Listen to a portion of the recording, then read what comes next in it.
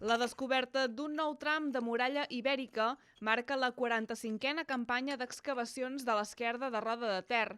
Es tracta de la part interna de la muralla que està situada a la zona oest del poblat i han pogut constatar que fa fins a 5 metres d'amplada.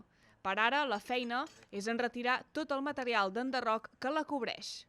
La cara interna de la muralla està molt feta malbé perquè al damunt, quan aquesta muralla es va enderrocar, al damunt això es va fer servir com a camp de sitges i com a pedrera per fer la muralla visigòtica que és exterior. De manera que aquesta línia de la muralla queda molt difosa. Hem trobat un espai on es veu ben bé la línia de la muralla que podrem ajuntar amb altres fragments que tenim de la línia de la muralla més avall, que ens fa que la muralla tingui pràcticament 5 metres d'amplada. En la mateixa part, també s'ha avançat en l'excavació de la casa número 3, on l'any passat ja s'hi va descobrir una llar de foc central molt ben delimitada. A més, aquest any, amb l'ajuda d'experts, s'ha constatat un nivell més antic.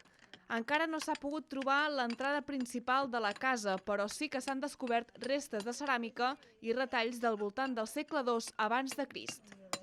Aquest any han vingut uns experts a datar i estudiar la llar de foc central per fer-la participar d'un conjunt, d'un projecte general a nivell de tot el món ibèric català i allà ens vam adonar que sota hi havia un altre nivell d'ocupació i ara estem estudiant el segon paviment. Per tant, tenim més elements sobre la muralla ibèrica, tenim més elements sobre el camp de sitges visigòtic-carolíngia i tenim sobretot una estructura domèstica molt delicada, feta tot amb terra, etc, amb una llar de foc central, etc, que tenim aquí a l'àrea ibèrica. I aquests serien els tres grans punts que tenim en aquest moment.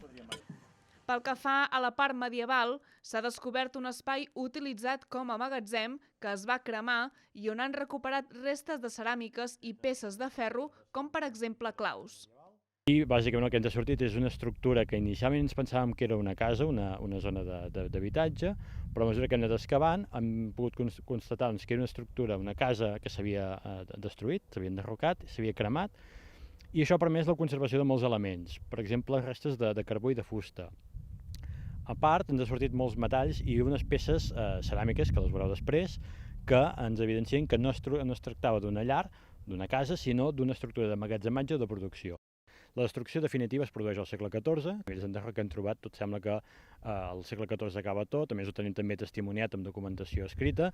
A la campanya hi han treballat una quinzena de persones, un nombre més reduït a causa de la pandèmia. El jaciment fa unes 12 hectàrees i s'han localitzat restes d'una trentena d'habitatges, entre cases, un graner i una possible taverna. D'arqueologia un altre cop per acabar d'excavar el que falta.